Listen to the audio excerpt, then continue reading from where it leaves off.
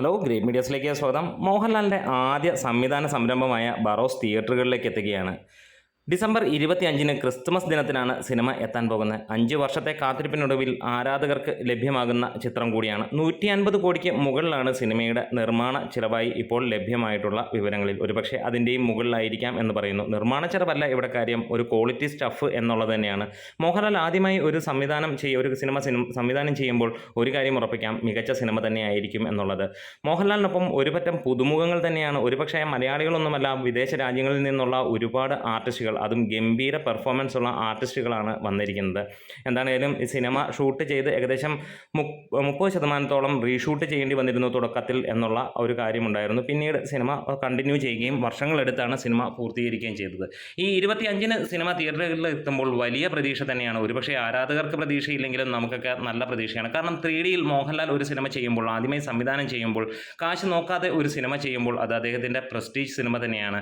ഇവിടെ കുട്ടികളെ മാത്രം ഉദ്ദേശിച്ച് തന്നെയാണ് ഈ ഒരു സിനിമ വരുന്നത്. നമുക്കറിയാം, നമ്മളുടെ വീട്ടിലെ ഓരോ കുട്ടികളും സിനിമ കാണുമ്പോൾ തീർച്ചയായും പേരൻസും ഉണ്ടാകും. എന്താണല്ലോ, ഒരു വലിയ വിജയമാകാൻ ചാൻസ് ഉള്ള സിനിമയാണ്. വലിയ വിജയമാകട്ടെ എന്ന് ആശംസിക്കുക ചെയ്യുകയാണ്. മമ്മൂട്ടി, മോഹൻലാൽ, നയൻതാര തുടങ്ങിയ വമ്പൻ താരങ്ങൾ അണിനിരക്കുന്ന ചിത്രമാണ് മെഗാസ്റ്റാർ 429 എന്ന ചിത്രം.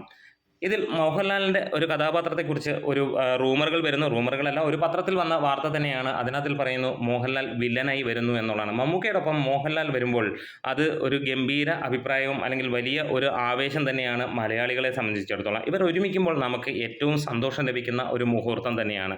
വമ്പൻ താരനിരയോടുകൂടിയാണ് സിനിമ എത്തുന്നത്. ഫഹദ്, ചാക്കോച്ചൻ, മമ്മൂക്ക, ലാലേട്ടൻ, നയൻതാര, അങ്ങനെ തുടങ്ങുന്നു. മഞ്ജു വാര്യർ തുടങ്ങുന്ന വമ്പൻ താരനിരയാണ് ഈ സിനിമയിൽ അണിനിരക്കുന്നത്. ഇപ്പോൾ ശ്രീലങ്കയിലാണ് സിനിമയുടെ ചിത്രീകരണം നടന്നുകൊണ്ടിരിക്കുന്നത്.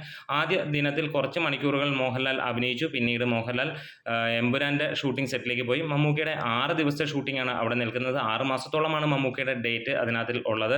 അതിനുശേഷം കൊച്ചിയിലേക്ക് സിനിമ എത്തുമെന്നുള്ളതും, ന്യൂയോർക്ക്, ലണ്ടൻ തുടങ്ങിയ സ്ഥലങ്ങളിൽ വരുന്ന 6 മാസത്തെ ചിത്രീകരണമുള്ള മഹേഷ് നാരായണൻ്റെ ഏറ്റവും വലിയ ഒരു പ്രൊജക്റ്റാണ്. ഒരുപക്ഷെ മലയാളത്തിലെ തന്നെ ഏറ്റവും വലിയ ഒരു പ്രൊജക്റ്റായി മാറുകയാണ് ഈ ഒരു സിനിമ എന്ന് തന്നെ പറയാം. പ്രത്യേകിച്ച് ലേഡി സൂപ്പർ സ്റ്റാർ നയൻതാര വരുമ്പോൾ ഒരു കാര്യം ഉറപ്പിക്കാം, കേരളത്തിന് പുറത്തേക്ക് വമ്പൻ ഡിമാൻഡ് വരാൻ പോവുകയാണ് എന്നുള്ളത്. ഇന്നിപ്പോൾ നമുക്ക് ചില കോൺട്രവേഴ്സി കാര്യങ്ങളൊക്കെ ഉണ്ടെങ്കിൽ പോലും ലേഡി സൂപ്പർ സ്റ്റാർ നയൻതാര ആ റേഞ്ചിലാണ് സിനിമയെ എത്തിക്കാൻ പോകുന്നത്. ഇവിടെ മമ്മൂട്ടി, മോഹൻലാൽ കൂടെ കേരളവും ഗൾഫും പിടിച്ചടക്കുമ്പോൾ നയൻതാര അങ്ങോട്ട് നോർത്തിൽ, അതായത് കേരളത്തിനപ്പുറത്തേക്കുള്ള സ്ഥലങ്ങൾ സൗത്തും നോർത്തുമായിട്ട് കൊണ്ടുപോകും എന്നുള്ളത് തന്നെയാണ് അറിയാൻ കഴിയുന്നത്.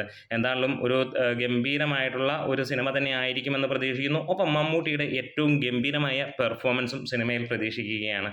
കാത്തിരിക്കാം. ഒരു മലയാള സിനിമയിലെ ഏറ്റവും നല്ല ഒരു സിനിമയ്ക്ക് വേണ്ടി. നമ്മളുടെ വീഡിയോസ് ഇഷ്ടമായെങ്കിൽ സപ്പോർട്ട് ചെയ്തതാണ് ഗ്രേറ്റ് മീഡിയാസ്.